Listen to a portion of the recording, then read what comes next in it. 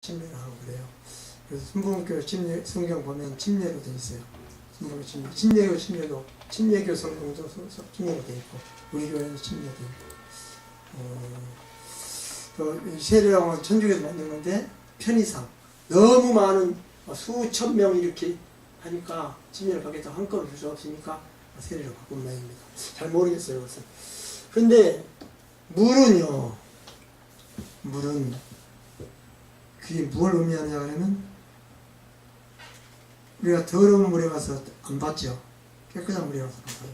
바닷물이라든지 깨끗한 물에 가서 받습니다. 하나님의 은혜를 상징합니다. 우리가 물속에 들어간다는 것은 하나님의 은혜 속에 들어간다는 것을 의미해요. 내 몸을 머리까지 완전히 하나님의 은혜 속에 잠긴다. 그래서 거기에 완전히 적신다. 은혜 속에 하는 것을 의미합니다. 하나님의 은혜 물 속에 들어가서 내 몸, 머리, 몸 육체만이 아니라 내 마음까지, 정신까지, 사상까지, 가치관까지 모든 것을 일체를 내 사고방식, 내 어떤 목적, 의식, 가치관, 내 존재의식, 내 자존심, 내 어떤 욕심, 욕망 또는 이런 모든 것을 내 마음 모든 것을 완전히 하나님의 은혜의 물속에 적신다. 담궈서 적신다. 그 속에 빠져서 하나가 된다. 하는 것을 의미합니다. 그 다음에 그 속에 들어가는 거예요. 들어가죠? 들어가서 나는 침례식을 여러 번 했지만요. 넣자마자 건져주려고 했어요. 잘못한 것 같아요. 넣자마자 얼른 건져주려고 이렇게 주려고 했다고 불편할까 봐서. 근데 잘못한 것 같아요. 그냥 가만히 붙들고 있어야 되는데 못 나오게. 그럼 살려주세요. 그러면 이제 이렇게 제발 좀 살려주세요. 그렇게 말할 때까지 붙들고 있다가 살려달라고 그러면 이렇게 해주죠. 그냥 되는 게 아닌가. 목사님이 방금 잠기면 그 뜻이 다 포함됐다 그러셨잖아요. 그렇지. 그러는데. 예. 그러니까 뭐. 그러니까 빨리 이렇게 해줘야 되겠네. 예. 오래 있으면 오해하십시오. 그래서 될 수 있으면 더 많이 적시라. 더 많이, 더 오래, 더 많이 져지라고. 그런 침례식을 한번 해봤으면 좋겠는데 못 해봤어. 아니, 제가 그 규정에 몇 분 이상 담그라고, 몇 분 이하로 담그라고 규정에, 침례 규정에 정해놓으면 어떨까? 적어도 1분이나 2분 동안 담그고 있으라고.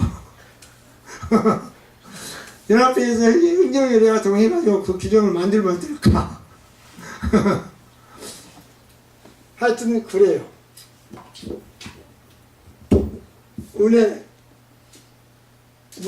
은혜를 자, 거기서 이제 나와요. 나오면 들어가기 전에 나온 후에 내가 같아요? 들어가기 전에 나는 니코틴 중독자였어. 나온 후에 나는 완전히 니코틴 중독에서 해방됐어. 마음만 해방된 게 아니라 니코틴의 그 뭐라고 그래? 몸에 배인 니코틴 중독된 거. 독소가 완전히 순식간에 무슨 톡스? 디톡스는 뭘 먹고 그냥 뭐 녹즙을 먹고 뭐 어쩌고 해야 금식하고 어쩌고 해야 된다고 하잖아요. 근데 아무것도 안 했는데 그 디톡스가 그냥 들어가 나온 한 방으로 해결됐어. 완전히. 그럴 수가 있어요? 어떻게 그 디코틴 독소가 완전히 순식간에 그거 없어져요?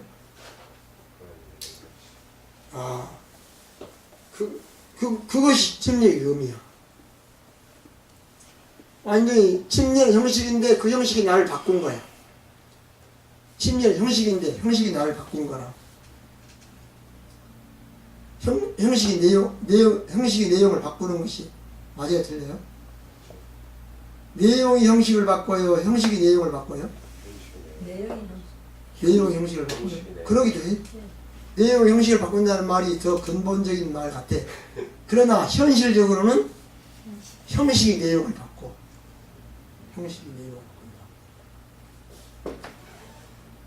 가령 아무리 좋은 말도 아무리 좋은 내용의 말도 나를 싫어하고 미워하는 형식으로 말하면, 그런 말투로, 그런 눈빛으로, 그런 형식으로 말하면 그게 은혜가 돼야 안 돼요? 안 돼요.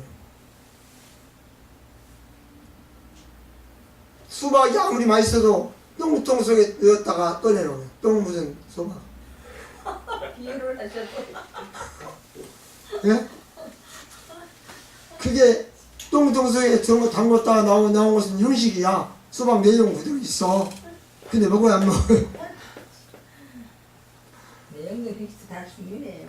예, 똑같이 중요한데 형식을 무시할 게 아니라 이거죠. 예. 그래서 나는 처음에는 여자들이 화장을 열심히 하고 하는 걸 되게 못마땅하게 생각했어요. 저런 짓을 왜 하나? 자기 얼굴 그대로 가지고 다니지. 그렇게 생각했다고. 나중에 알고 보니 그게 아니야. 뭐 병원에 가면 민낯으로 나오지 마라. 민낯으로 환자들 앞에 서지 마라. 그 말이 있더라고. 간호사 수칙에. 민낯이 뭐냐고 그냥 뭐 처음 듣는 말 물어봐서 민낯이 뭐예요? 물었어. 그러니까 화장 안 한 얼굴을 민낯이라고 그러는데 처음 들었어. 그 작년에 들었어. 처음으로.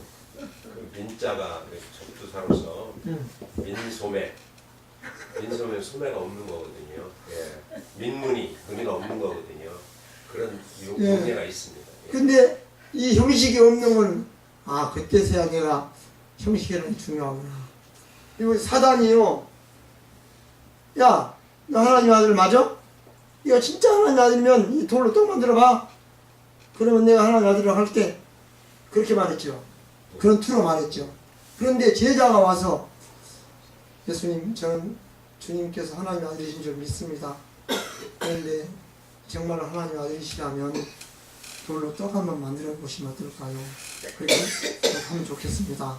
그렇게 말했더라고요. 사탄아 물러가라 그러지는 않았을지도 몰라. 그 형식이 말투가 똑같은 내용을 누가 하느냐에 따라 내가 한 말 중에요. 내가 한 말 중에 세계적인 유명한 전도 설교자 빌리그램이나 뭐 이런 사람들이 했더라면 굉장히 유명한 말이 될 뻔한 말들이 꽤 있어요. 예. 그 세계적인 유명한 목사나 전도사가라는 형식을 가진 사람이 하는 거하고 나같이 아무런 형식이 없는 사람이 한 말하고 가치가, 그 무게가 아주 달라. 영 달라. 예? 안 그러네요. 안 그래도 우리가 중요한 말씀 노트하고 내가 한 말하고 내가 한 말을 이상구 박사가 하면은요 전국이 떠들어갈 거예요. 근데 내가 했으면 별로예요. 차이는 그런다. 있지만 그러니까 형식이라는 게 중요한 거예요. 형식이라는 게 중요해요. 자, 침례는요 마음을 바꾸는 형식이에요. 마음을 마음 내면을 변화시키는 형식이에요. 참 이상해요. 미소는 형식이에요, 내용이에요? 미소가 일단 형식이죠. 그런데 그 형식이 있냐 없냐에 따라서 얼마나 다릅니까? 정말 달라요. 우리 사람이 나에게 미소를 해주면 내가 그렇게 행복해. 너무너무 행복한 거야, 미소해주면. 아침에 딱 만났는데 어떤 집사님 들으면서 내가 미소를 안 해줬어. 그러면 그 집사님 속으로 저 사람은 나를 좋아하지 않는가 보다. 대부분 그렇게 생각한다고. 그러죠? 형식이라는 게요 너무너무 중요한 거야. 너무너무. 내가 형식을 무시하고 살다가 손해본 게 한두 가지가 아니야. 형식을 무시하고 계속 살아왔어요. 못 모르고. 철부지하게도 형식을 무시하고 살아왔어. 그래서 손해를 얼마나 많이 받는지 몰라요. 손해. 침례라고 하는 형식은요 마음의 내면을 변화시키는 형식이야. 형식이 내용을 변화시키더라. 말이 사상을, 말이 의식, 말과 의식의 관계야. 언어와 의식의 관계. 언어와 의식, 언어는 형식이죠. 의식은 내용이고. 그런데 무엇이 무엇을 지배해요? 예? 언어가 의식을 지배해요. 언어가 감정과 그 다음에 사상과 이런 것을 표현하고 지배해요. 형식이 지배한다는 거예요. 형식. 이 지구는요. 지구는 이 지구라고 하는 태양계라고 하는 건 형식이 아니에요. 태양계라고 하는 하나의 형식이야. 구조야. 구조. 근데 그 형식과 구조 거기에 작용하는 법칙들이 그 속에 있는 내용을 지배하는 거야. 정말로. 자, 남자는 하드고 여자는 소프트야. 중요한 건 소프트야. 그런데 그 소프트를 지배하는 건 뭐예요? 하드야. 그러니까 여자가 하드 노릇을 하려고 그러면 안 돼. 요즘 여자들은 강해져가지고 하드 노릇을 잘하려고 그래. 그거는 이 하나님의 뜻을 거스리는 거야. 컴퓨터도 하드가 소프트를 지배해. 역할은 소프트가 하지만 집안의 부부도 마찬가지야. 하드 역할은 남자가 해야 되고 그 안에 내 실질적인 소프트 역할은 여자가 해야 돼. 그것을 여자가 지배하려고 하는 그런 자세를 가지면 그게 깨져. 그게 형식이 깨져. 고장난 컴퓨터가 돼. 고장난 컴퓨터. 컴퓨터가 고장났단 말은 소프트가 고장났단 말이에요. 하드가 고장났단 말이에요. 두 가지 다요. 두 가지 다인데 일반적으로 하드가 중요한 고장의 원인이야. 하드가. 그러니까 하드가 그 남자가 고장나면 소프트는 무의미하게 돼. 남자가 고장나면. 그러니까 남자가 고장나지 않도록 잘해야 돼. 남자를 일부러 막 고장 나게 하는 그런 분들도 가끔 있어요. 고장나게 하면 안 돼. 고장을 안 나도록 잘 보호해야 돼. 떨어뜨려도 안 되고 발로 쳐도 안 되고 뭘로 때려도 안 되고 잘 보호를 해야 돼. 그것이 중요한 거예요. 우리 마음의 내면을 변화를 일으키는 중요한 형식이 있어. 진리예요. 실제로 그래요. 마음이 변화를. 여러분 은혜는요. 그 다음에 이제 나오는 거야. 나와요. 나오는 것은 뭘 의미합니까? 부활을 의미하죠. 부활. 이제 새롭게 산다 이거예요. 죽었다가 다시 살아났다 이 말입니다. 죽었다가 다시 살아났다. 그래서 이제는 새로운 삶을 산다. 새로운 삶을 산다. 새로운 삶을 사는 것은 새로운 무언가를 한다는 것이 이기 전에 새로운 무슨 일을 하고 새로운 행동을 하고 한다는 것을 의미하기 전에 우리의 가치관이 새로워졌다는 의미예요. 삶의 의식과 목적이 새로워졌다는 의미예요. 삶의 그 방향이 새로워졌다는 의미입니다. 이것은 어떤 무슨 가시적인 일이 아니에요. 눈에 보이는 것은 행동의 변화가 아니고 마음의 변화, 가치관과 의식과 그리고 사상과 그리고 그 삶의 추구 방향 그리고 삶의 의도 정신 이런 것이 이기심 이타심으로 변화돼요. 교만한 마음이 겸손한 마음으로 변화돼요. 성경을 받고자 하는 마음이 섬기려고 하는 마음으로 변화돼요. 삶의 방향과 삶의 의도가 가치관, 인식, 의식, 방법이 달라졌다는 것을 의미해요. 그게 진리예요. 그게 진리예요.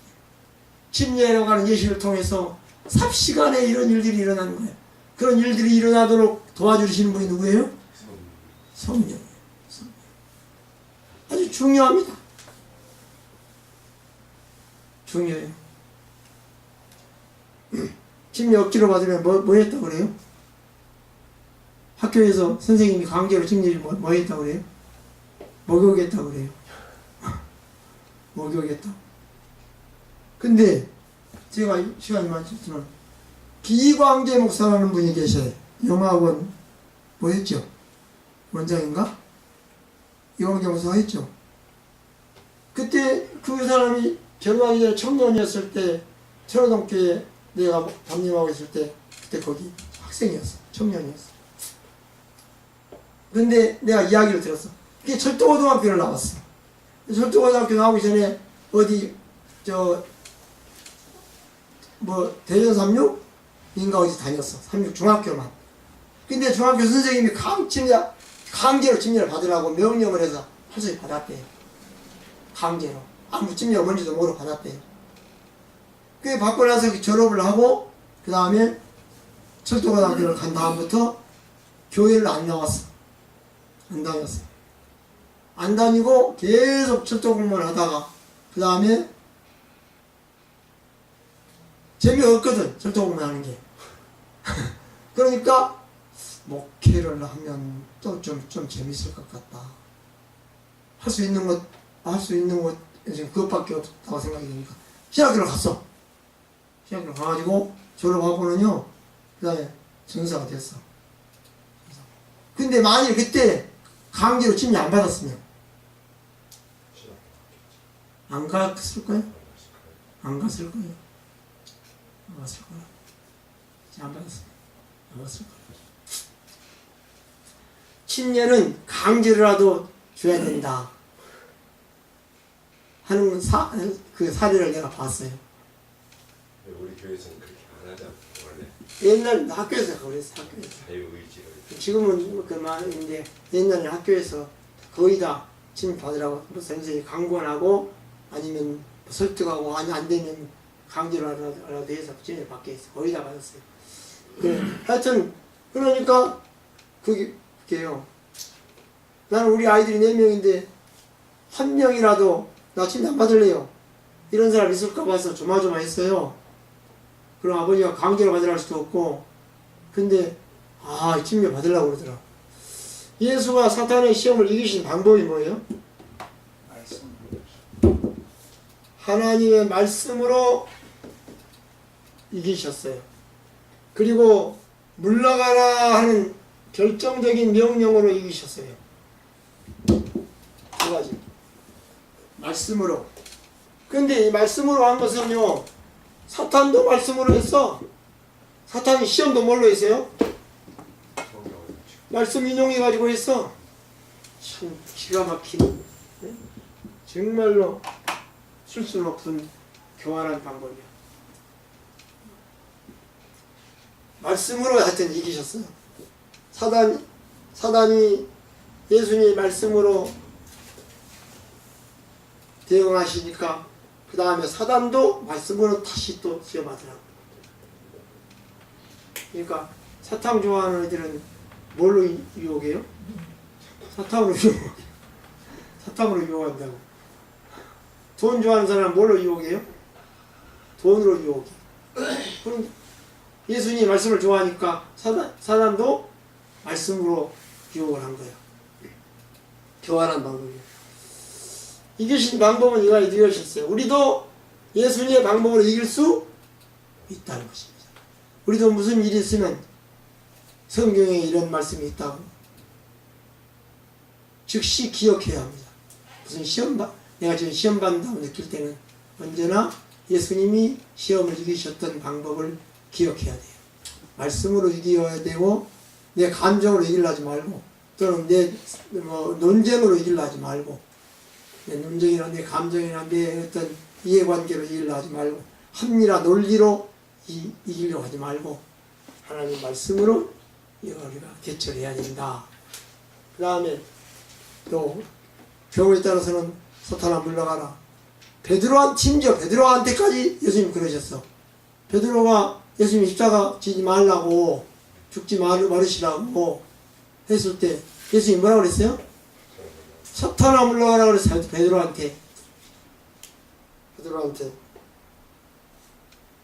가령 예를 들면 내가 우리 사람한테 오늘 피곤하니까 교회 가지 맙시다. 그러면 우리 사람이 뭐라고 해야 되겠어요? 사탄아 물러가라. 나한테 사탄아 물러가라. 그러면 내가 꼼짝을 못할 거야 아마도. 그러겠죠? 가장 무서운 말 중에 하나야. 그렇게 대처를 우리가 이겨야 되는 길 방법. 침례 요한의 사명은 메시아의 초림을 준비하고 예비하는 것이었어요. 메시아의 초림을 준비하고 예비하는 것은 무엇 하는 것이었어요? 백성들을 회개시키는 것이었어요. 회개하라. 응? 하나님의 날이 가까웠다. 그랬죠? 하나님의 날이 가까웠다. 회개하라. 그러니까 초림 준비는 회개야. 회개시키는 거야. 회개하게 만드는 거야. 회개하게 만드는 거야. 재림 준비도 마찬가지겠죠. 재림 준비도 사람을 회개하게 만드는 거야. 그런데 회개하게 하는 것은 뭘로 가능합니까? 회개하게 만드는 것은 설교로 돼요? 성경 교수로 됩니까? 이론으로 돼요? 논리나 논쟁으로? 이론으로? 돼야 안 돼요? 교리로 됩니까? 아니면 헌금이나 찬양하면 됩니까? 찬양돼. 잘하면 찬양. 회개는요, 감동으로만 돼요. 감동을 줄 때 회개. 감동을 주지 않으면요, 회개하기가 어려워. 감동을 줘야 회개. 우리 어떻게 하면 다른 사람에게 이 잘못한 사람에게 감동을 줄까? 그게 문제야. 짜증이나 불평이나 명령이나 견책이나 야단치는 거나 이런 걸로는 회개를 시킬 수가 없어. 아들이 아무리 잘못해도 엄마나 아빠가 명령한다고 강제로 한다고 견책한다고 회개해야 안 해요. 안 해요. 아버지가 아무리 옳은 말로 막 야단치고 견책하고 혼내줘도 그것 때문에 아들이 회개하지 않아. 아들이 아버지한테 어머니한테 감동을 받았을 때 회개를 해. 성 어거스틴도 왜 회개했어요? 자기를 위해서 눈물을 흘리면서 기도하시다가 돌아가시고 유서를 써놓고 죽으셨어. 그 유서를 보고 눈물을 흘리면서 감동을 받고 회개했어. 감동을 받아야 회개하는 거예요. 그 다음에 메타노이아라는 말은 회개라는 뜻이에요. 헬라어. 메타노이아. 헬라어인가? 헬라어지. 이 속에 들어있는 두 가지 뜻은 뭐예요? 메타노이아. 죄와 잘못을 반성하라는 거죠. 진정으로. 반성하고 인정하고 자복하라는 거죠. 반성, 인정하고 회개하고 인정하고 반성하고 자복하라는 거예요. 세상에서 가장 지혜로운 사람은 자기 잘못을 신속하게 인정하는 사람이야. 가장 지혜로운 사람이야. 자기 잘못 솔직하게 그리고 신속하게. 솔직 신속. 그거 뭐래요? 솔직 신속. 이게 솔직 신속은요, 사람의 성격 또는 인격에 굉장히 중요한 요소야.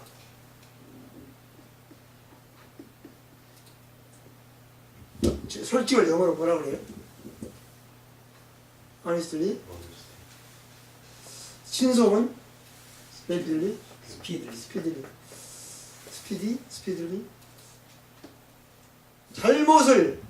자기가 잘못을 다른 사람이 인정할 때까지 기다려야 돼요. 다른 사람이 자기 잘못을 인정할 때까지 나도 내 잘못을 인정하지 않고 있어야 돼요. 빨리 인정하는 사람이 지혜로운 사람이고 그 사람이 이기는 사람이야. 그러니까 남의 잘못을 깨닫게 해주려고 하지 말고 먼저 내 잘못을 솔직하게 신속하게 인정하고. 우리가요, 나를 좋아하는 사람들이 꽤 있어요. 나를 좋아하는 사람이 많지는 않지만 꽤 있어.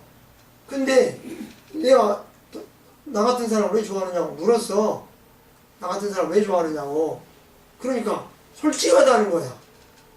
솔직한 것 같다는 거야. 솔직한지 아닌지는 모르지만 솔직한 것 같다는 거야. 네?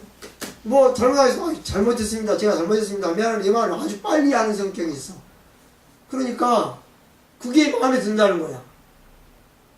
그게 중요한 거예요. 솔직하게 그리고 또 신속하게 오늘 잘못한 것을 들통이 나면 인정하면 들통이 난 후에 인정하면 그건 가치가 없어. 가치가 100만 원짜리가 만 원짜리밖에 안 돼.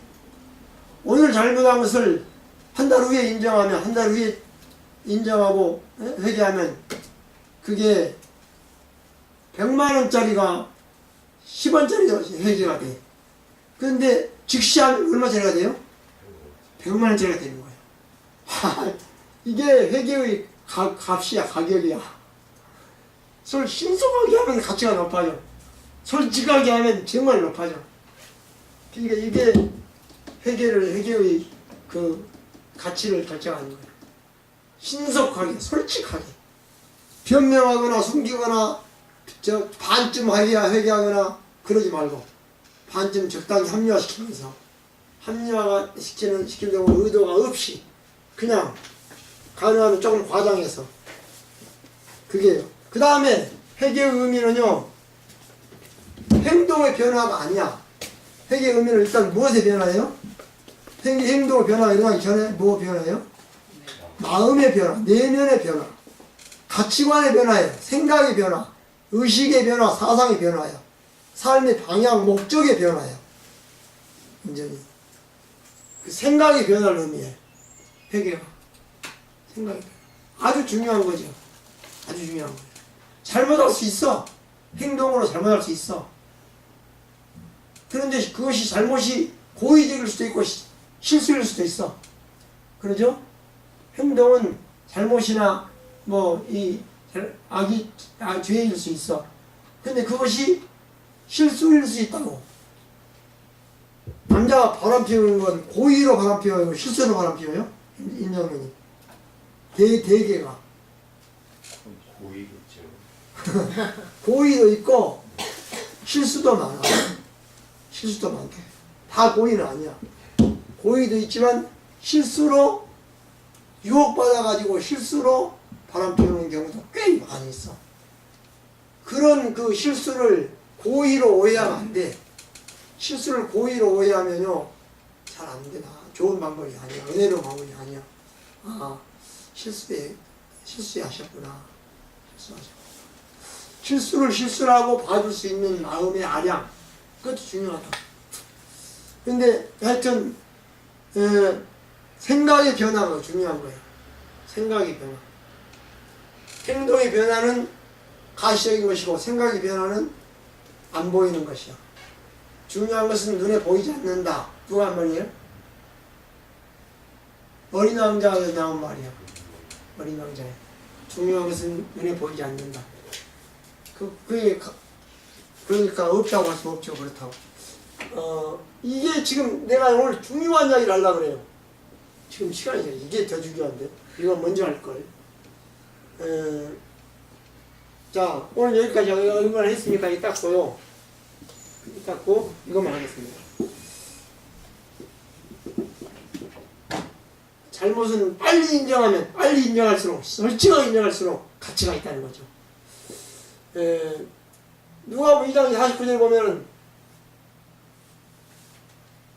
아버지 어찌하여 나를 찾으셨나이까? 길에서 찾으셨나이까? 사람들 속에서, 길에서, 길바닥에서 찾으셨나이까? 내가 내 아버지 집에 있어야 할 줄을 알지 못하셨나이까? 그때 12살 때야. 12살 때 이미 예수는 뭘 인식하고 있었어요? 자기가 하나님의 아들이라는 사실을 인식하고 있었어. 그걸 자기인식이라고 그래. 신적 자기인식. 아직 놀라운 거야. 와, 어떻게 12살 때 이런 인식을 할 수 있냐. 신적 자기인식.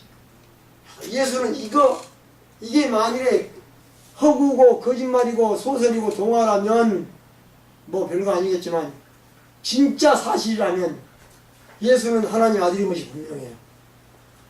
하나님 아들이 아니고서는 12살 때 이런 말 할 수가 없는 거예요. 그래서 예수가 하지도 않았는데 누가가 이거 기록에 놨다 그래 모르지만 정말로 이 자기인식. 왕자는 몇 살 때 자기가 왕의 아들이라는 걸 인식할까요? 왕자가 몇 살 때쯤 자기가 왕의 아들이라는 인식할까요? 자아를 깨닫게 될 때 인식하는 그렇죠. 자신에 대해서 생각할 때, 자아에 대해서 생각할 때 자기가 왕의 아들이라는 것을 인식할 거예요. 그걸 자기 인식이라고 그래. 아니 30살이 되는데 자기가 왕의 아들이라는 인식을 못하면 그는 왕자 될 수가 없고 바보야. 그 정신장애야. 그렇죠? 우리가 자아를 인식한다는 게 굉장히 중요한 거예요. 자아를. 내가 자아를 인식한다는 게 굉장히 중요한 거예요. 근데 예수는 그 12살 때 자기가 자기를 인식한 거예요. 우리도 필요한 거야. 우리도 하늘 우리가 만일에 우리 속에 내가 하나님의 백성이고 하나님의 자녀라는 인식이 없다면 우리는 신자가 아니야. 하늘에 못 가. 아무리 교회 다녀도 안 돼. 아무리 교회 다닌다고 성경 아무리 많이 읽고 아무리 설교 들어도 안 돼. 이런 시를 100번 읽어도 안 돼. 내가 하나님 그냥 교양서적일 뿐이야. 교양서적. 내가 하나님의 아들이라는 자기 인식이 없을 때 성경은 1000번을 읽어도 교양서적이야. 예언신도. 교회도 그냥 취미로 가는 거야. 여가선용으로. 아무것도 아니야. 가치가 없는 거야. 자기 인식. 그러니까 우리는 자기 인식을 가져야 돼. 내가 누구라는 인식? 내가 하나님의 자녀라는 확고한, 확실한 자기 인식을 가지고 살아야 돼. 예. 그래야 돼요. 나는 어디 갈 때요, 나가면요, 작업복을 안 입고 나가요. 그럴 때도 가끔 있지만, 언제나 정장을 하고 나가. 별로 할 일이 없고, 오히려 참석하는 것도 아닌데도, 그냥 전철만 타더라도 정장을 하고 나가. 왜 그럴까요? 뭐 때문에 그래요? 내가 목사라는 내 자기 인식 때문에 그러는 거야. 자기 인식 때문에. 아무렇게 입고 나갈 수 없다 이거죠. 그러니까 어떤 목사님은요, 화장실 갈 때도 성경 들고 들어가. 화장실 갈 때도. 왜 들고 들어가냐? 나는 목사다. 나는 하나님의 자녀다 하는 인식 때문에. 어디를 가든지 성경을 들고 들어갑니다. 그런 목사를 봤어요. 나는 그렇게까지는 못하지만. 자, 이 자기인식이라는 게 굉장히 중요해요. 이런 자기인식을 가지고 진리를 받으셨어. 예수님이. 그럴 때 하늘에서 무슨 음성이 들렸어요? 내 사랑하는 아들이다. 자기인식도 없는 사람한테 하나님 아들이라고 선언할 수 있어요, 없어요? 안 되는 거예요. 그건 안 되는 거예요. 그게 하늘의 확증이라고 그래요. 자기인식을 가진 사람한테 하늘이 확증해 주시는 거예요. 그리고 자기 확증을 또 가져요. 자기 확증. 자기가 확증. 자기 마음속으로 더욱 확실한 자기 인식을 한 거야. 이 세 가지가 같이 있어야 돼. 처음에 자기인식, 신적 자기인식과 그 신적 자기인식에 대한 하늘의 확증과 그리고 그 이후에 하나님의 자녀답게 사는 생활 태도. 그게 이제 확증이 되는 거야. 실제적인 확증이 되는 거예요. 실제적인 확증. 목사가요, 제일 듣기 괴로운 말이 뭐냐 그러면 목사가 돼가지고 거짓말한다 이 말이에요. 목사가 돼가지고 몰래 나쁜 짓 한다. 우리 교회 어떤 한 분이 술집에 들어갔다 나온 적이 있어. 근데 그 사람을 싫어하는 어떤 젊은 사람이 그걸 따라다니면서 찍었어. 그래가지고 애 앞에 제출을 했어. 그래가지고 이제 사직을 했잖아요. 사직을 했어요.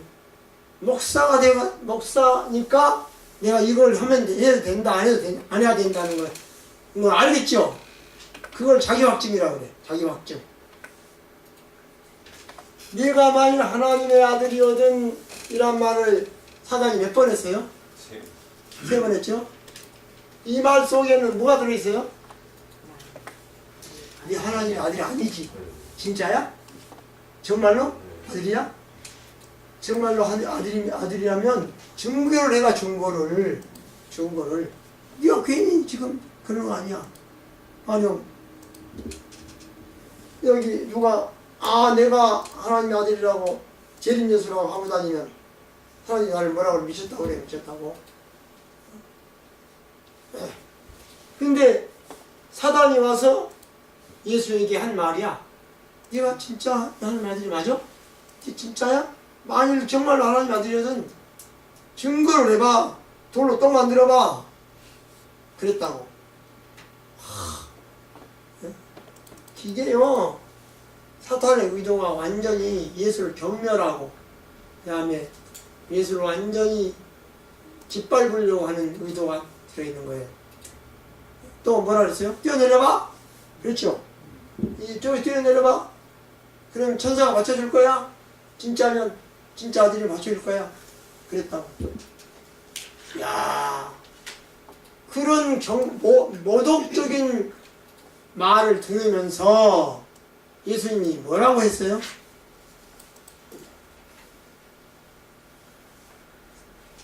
뭐라고 했어요? 뭐라 했죠? 주 너의 하나님을 시험하지 말라. 주 너의 하나님을, 또 너의 하나님이라고 그랬어. 하나님은 사단의 하나님도 되는가? 주 너의 하나님을 시험치 말라 하셨느니라. 그러니까 내가 결국은 네 하나님대로 하면 내가 하나님을 시험하는 것밖에 더 돼요? 예수가? 만일에 예수가 돌로 떡을 만들고 뛰어내리고 했더라면 예수는 뭐가 돼요? 하나님을 시험하면서 사단의 무리가 되는 거예요.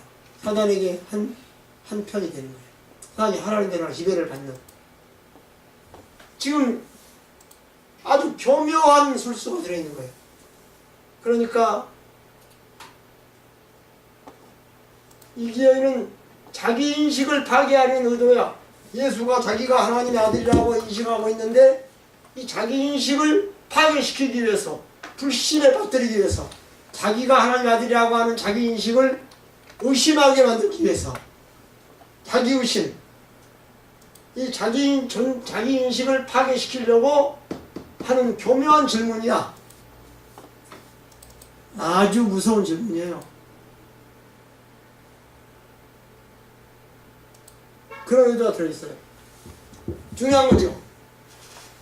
중요한 건 우리는 어떤 경우를 만날지라도 내가 하나님의 자녀라고 하는, 내가 안식일 교인이라고 하는, 내가 참된 하나님의 신자라고 하는 자기 인식을 파괴시키면 안 돼.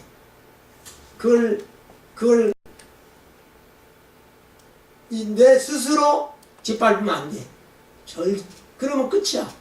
중요한 건, 본질적으로 중요한 게 자기 인식이야. 내 자아 인식. 본질적으로. 그 행동의 약간의 차이는 실수나 또는 뭐 어떤 순간적인 유혹일 수 있어. 그건 이해가 가. 그건 용서할 수도 있어. 그 자기 인식을 파괴시키면 그건 용서가 안 돼. 네가 만일 내게 절하면 뭘 주겠다고? 뭘 주겠다고 그랬어요?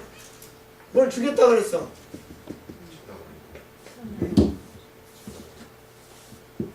그 전에 어떤 분이요, 우리 어떤 목사님이 어떤 회사에서 콜을 받았어. 우리 회사에 와서 일해 주시면 한 달에 5천만 원씩 드리겠습니다. 그렇게 콜을 했어, 목사한테. 갈만해요, 안 해요? 유혹을 받을까요, 안 받을까요? 불과 월급 100만 원, 150만 원 받는데 5천만 원씩 드리겠다고 하니까 받을 수 있죠? 자, 네가 나한테 절하면 내가 세상 다 주겠다, 너한테. 네가 세상을 다시 찾으려고 왔지 않느냐? 이 세상을, 나한테 뺏긴 세상을 다시 찾으려고 하늘에 강림했지 않냐? 내려왔지 않느냐? 나한테 절 한 번만 해라. 그러면 내가 그냥 세상 다 줄게. 그랬다고. 절 한 번만 하면. 그것도 한 번만, 딱 이번에 한 번만 하면 상가 주겠다. 그렇게 말을 했다고. 네가 나에게 절을 해라 하면 내가 다 주. 세상을, 이 세상을 다 너에게 주겠다. 그러면 예수가 누구 것이 돼요? 예수가 세상을 가진다 할지라도 예수 자신은 누구 것이 돼? 사단의 것이 되는 거예요. 예수 자신이. 그러면 뭐예요? 그러면 세상 가진 거예요, 안 가진 거예요? 세상을 가진 거예요. 이게 아주 참 아주 교묘한 유혹이야. 교묘한 유혹. 수고하겠습니다. 자비로우신 하나님, 우리는 침례에 대해서 이야기하고 생각하고 조금 기도했습니다. 주님, 이제 우리는 우리 자신이 침례를 받은 하나님의 아들이라 하나님의 자녀라는 사실 꿈에도 잊지 말고 이런 자아인식, 자기인식을 확고하게 가지고 품고서 우리의 남은 생애를 그렇게 그런 자기인식에 맞게 살게 해주시옵소서. 예수님 이름으로 간절히 기도합니다. 아멘.